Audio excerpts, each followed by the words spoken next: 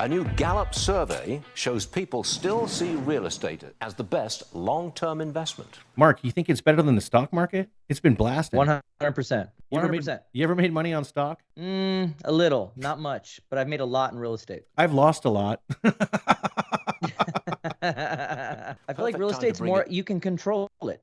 And I'm no doubt that you will agree with that real estate is by far and away the best long-term investment. You've got to say that. I'm going to give a really long-term horizon. So if you think about this sort of historically, there are two ways that wealth has been accumulated on this planet. One is precious metals. The other way is real estate. So in that precious metals basket, what are they doing? They're actually rotating the precious metals. Look at metals, gold, silver, and so forth. Even Bitcoin. If you look at the real estate basket, what happens is in times of uncertainty, people tend to get out of stocks and bonds and trading assets and get into real estate. Did he just put Bitcoin in the same category as precious metals and real estate? He did. The most volatile asset you could possibly buy, Bitcoin. By the way, I did make some money on Bitcoin, so I don't totally hate Bitcoin. But let me ask I've lost my ass on crypto. Let me ask you a question. If I could give you 400 grand in gold or Bitcoin or a $400,000 house, which one would you choose? Oh, easy money spends easy, Sam. I'd probably throw 400K in Bitcoin. Oh, man.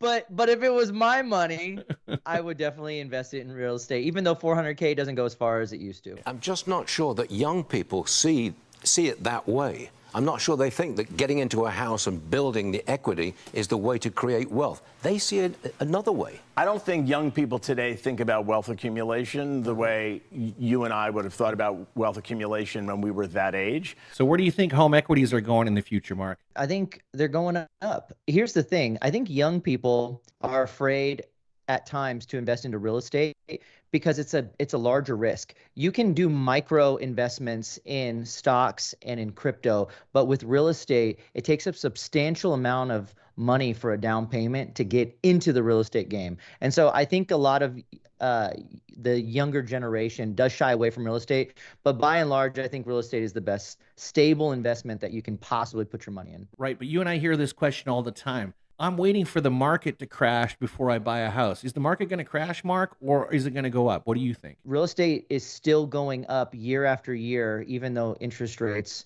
have been much higher than they have in previous years. I think if you're waiting for a crash, you can keep waiting. I think it's definitely... Don't hold your breath. I think it's definitely going up. Don't hold your breath. So rent might actually be cheaper than buying a home right now because of the interest rates, but I still recommend buying a home because of future appreciation. In the last 80 years, there's only been less than a dozen down years in real estate. Right. And that's a fact.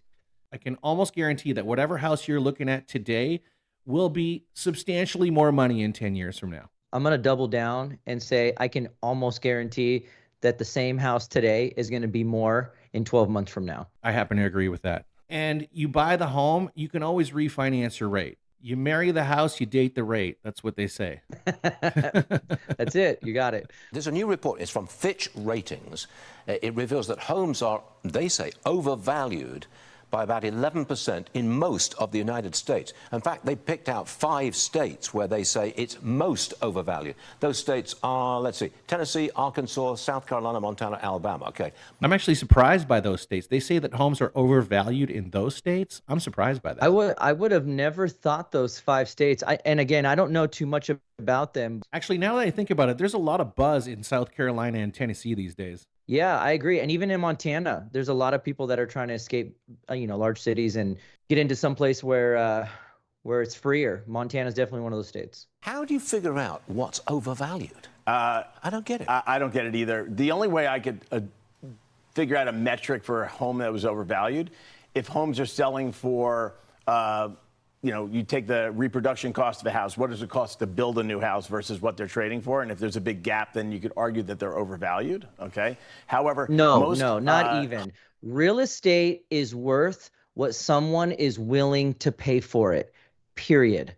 I've told many, many people that, especially when we go into multiple offer situations. Right, like he's talking about the building cost is the value of the house. I mean, that's totally not accurate. Yeah. That doesn't consider the geographical location of your house or your neighborhood. Whatever you guys do, make yourselves at home and subscribe.